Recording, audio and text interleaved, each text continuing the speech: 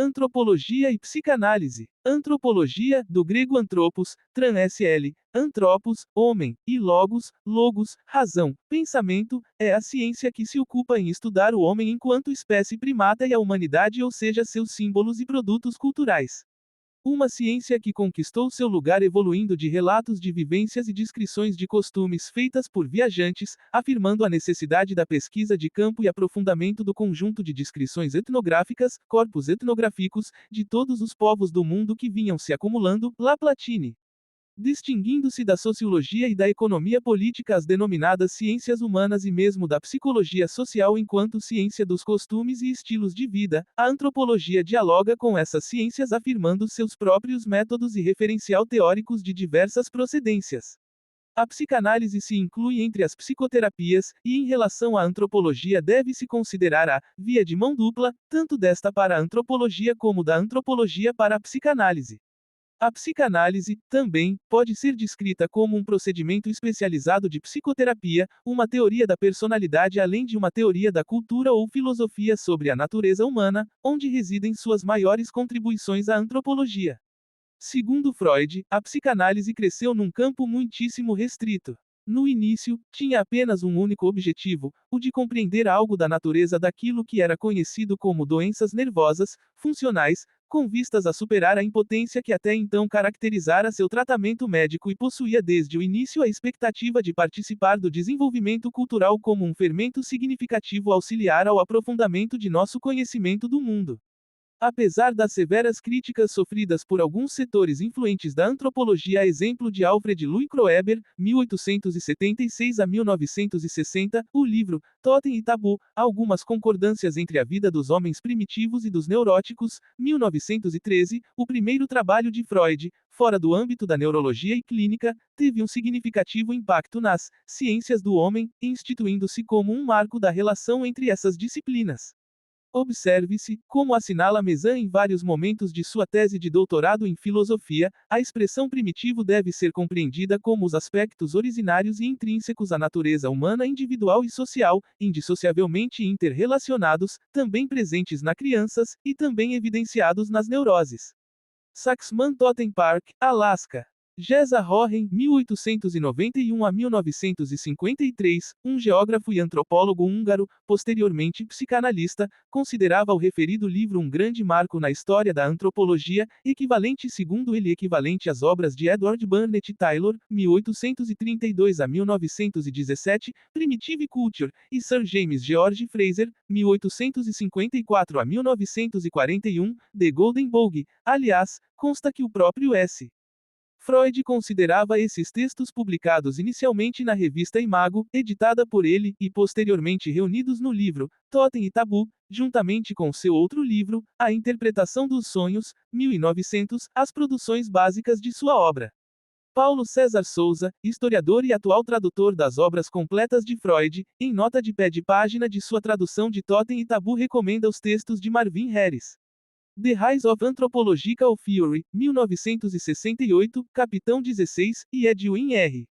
Wallace IV, Freud and Anthropological Theory, 1983 para uma avaliação crítica dos ensaios antropológicos de Freud.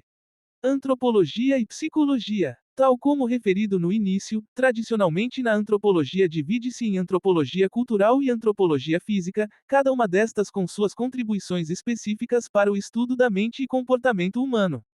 Em seu processo de construção abrigou diversas correntes de pensamento onde, como dito, as contribuições da psicanálise são relevantes.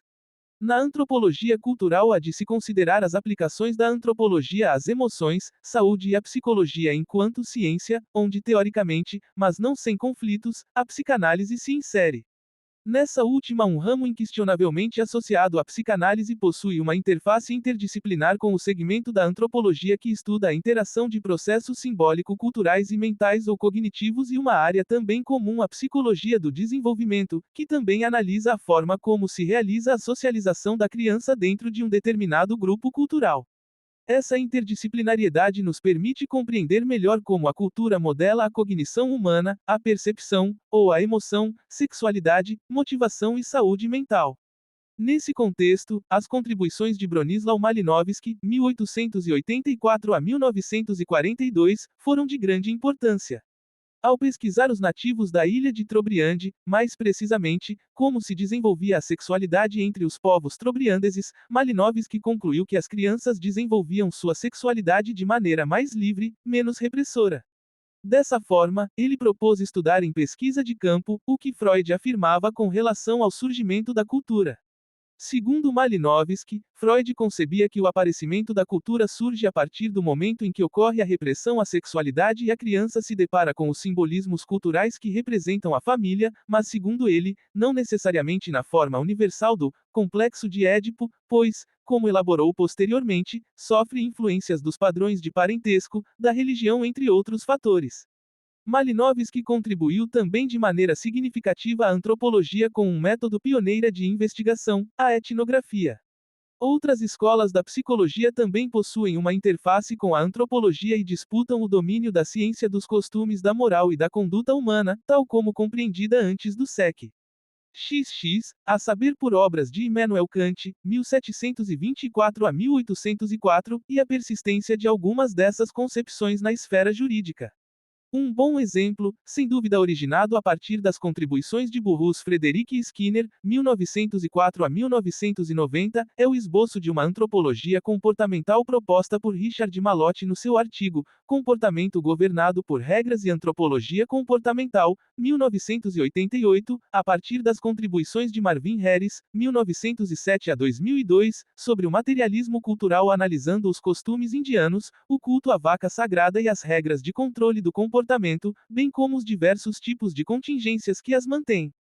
Para Marcel Mauss, 1872 a 1950, praticamente o fundador da etnologia francesa, tanto a questão da independência relativa entre fatos de diversas ordens biológicas e psicológicas e fatos sociais como a relação entre os fatos psíquicos e fatos materiais da sociedade devem ser investigados. Para esse autor, os fenômenos psicológicos atuam como engrenagens, ainda não dimensionadas, entre o aparelho biológico, fisiológico e a ordem social. Entre as contribuições da sociologia que se distingue da psicologia coletiva por delimitar a morfologia demográfica, estatística e histórica do social em vez de lidar com a abstração da coletividade, ou seja, da consciência, inspiração inconsciente, do grupo sem o seu substrato material e concreto. Entre as principais contribuições das ciências sociais à psicologia, segundo esse autor, está a contextualização dos símbolos míticos e morais, um caminho já trilhado por Wilhelm Wundt, 1832 a 1920, em sua Völkerpsychologie, Psicologia dos Povos, e pelo próprio Sigmund Freud, 1856 a 1939, em seu livro Totem e Tabu, alguns pontos de concordância entre a vida mental dos selvagens e dos neuróticos, como vimos, apesar das ressalvas especialmente contra a aproximação dos ritos e crenças religiosas à neurose. Por outro lado, a noção de psicose, segundo Mauss, é uma importante contribuição da psicologia às ciências sociais, esclarece alguns fenômenos coletivos como alucinações e sonhos coletivos associados ao fanatismo, vendetta em grupo, mitomania, loucura judiciária, alucinações do culto funerário, etc. Destaca ainda como contribuições da psicologia às ciências sociais as noções de astenia e vigor mental, atividade simbólica e a noção de instinto.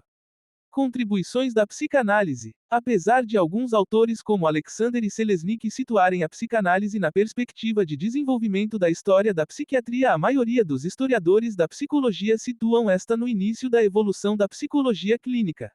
Goodwin, Rodersal. Esta escola é baseada nas ideias de Sigmund Freud e outros psicanalistas acerca dos fenômenos sociais e culturais.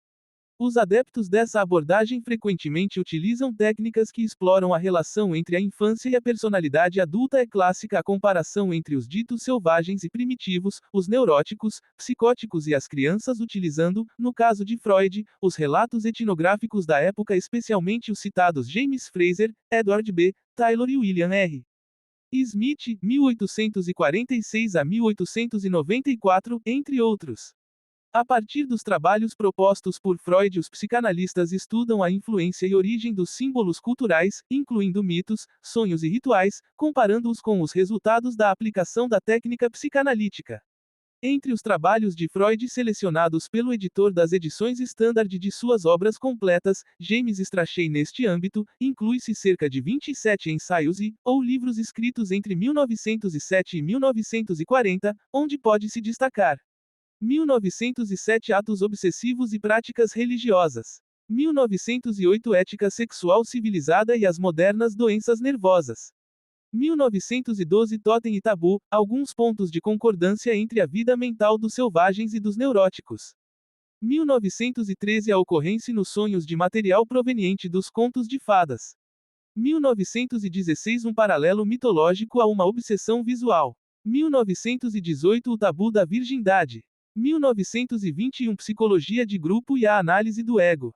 1927 O futuro de uma ilusão. 1930 O mal-estar da civilização. 1932 A aquisição e o controle do fogo. 1938 Uma nota sobre o antissemitismo. 1939 Moisés e o monoteísmo. Entre outros psicanalistas que podem ser considerados parte desta escola estão Geza Houren, 1891 a 1953, primeiro psicanalista com específicos trabalhos sobre psicanálise e antropologia, a origem e função da cultura, 1945, e psicanálise e antropologia, 1953, de acordo com Souza é na sua obra, Psychoanalysis and Anthropology, 1953, que Houren desenvolve a sua noção de cultura, trabalhada na sua diferença quer contra a noção filogenética de cultura proposta por Freud em Totem e Tabu, quer contra a noção de cultura proposta pela antropologia culturalista. Em termos simples, podemos dizer que, para Houren, a cultura humana é a consequência da infância prolongada da espécie humana, e que as áreas culturais decorrem da situação infantil típica que reina em cada uma das culturas humanas. Erich Fromm, 1900 a 1980, que destacou-se na área pela proposição dos estudos de personalidade como resultado de fatores culturais e biológicos e aproximação com o marxismo, possuindo diversos trabalhos sobre o cristianismo, religiões orientais, onde se inclui o célebre Zen budismo e psicanálise em parceria com D.T. Suzuki e de Richard Di Martino, posteriormente integrante da Escola de Frankfurt com importantes trabalhos na área de psicologia social onde se situam os de Herbert Marcuse, 1898 a 1979, Erik Erikson, 1902 a 1994, assim como Houren psicanalista do Círculo de Influência de Melanie Klein, 1882 a 1960. Pode ser considerado integrante da tendência culturalista da psicanálise americana. Possui alguns trabalhos sobre a influência da cultura, especialmente a identidade e relações entre a infância e sociedade, tema-título de seu livro publicado em 1950, após o período em que conviveu na reserva dos índios Sioux na década de 1930.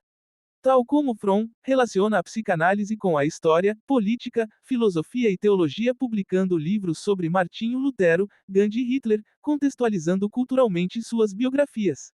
Dissidentes da psicanálise, Carl Gustav Jung, 1875 a 1961, apesar de formalmente reconhecidos como tal, não podem deixar de ser considerados. O próprio Freud reconhece que seu primeiro estímulo para escrever os ensaios reunidos como Totem e Tabu, 1912, talvez sua principal contribuição à antropologia, vieram de Jung. Entre os trabalhos relevantes de Jung para a antropologia encontram-se seus estudos sobre a religião ocidental, oriental, a parceria com o sinólogo Richard Wilhelm, 1873 a 1930, e teoria dos símbolos e inconsciente coletivo, criticado mas tomados com referência no trabalho de Claude Lévi-Strauss, 1908, sobre o significado dos mitos. Pelo fato de muitos cientistas sociais americanos e europeus, durante os 2 primeiros terços do século XX possuírem certa familiaridade com a teoria psicanalítica, fica difícil determinar com precisão quais devem ser considerados exemplos de antropólogos psicanalistas, ou qual a relevância de seus estudos para o desenvolvimento da teoria psicanalítica, entre estes os integrantes dos estudos sobre as teorias da personalidade e cultura, a exemplo de Talcott Parsons, 1902 a 1979, Clyde Kluckhohn, 1905, 1960, e Jeffrey Gorer, 1905 a 1985. Este último inclusive utilizou técnicas de entrevista baseada em entrevista clínica e testes projetivos, como o Thematic Perception Test, TAT, e o Rorschach em seus estudos etnográficos. Destaque especial deve ser dado aos praticantes que se voltaram à pesquisa entre doença mental e cultura cross-cultural, como Georges Devereux, 1908 a 1985, considerado pioneira da etnopsiquiatria e etnopsicanálise juntamente com Geshe Rohen e Gananath Obeyesekere, professor da Universidade de Princeton e do Sri Lanka, sua terra natal, conhecido por seus trabalhos sobre depressão, budismo e psicanálise, onde considera a via de mão dupla dos povos estudados e teorias científicas.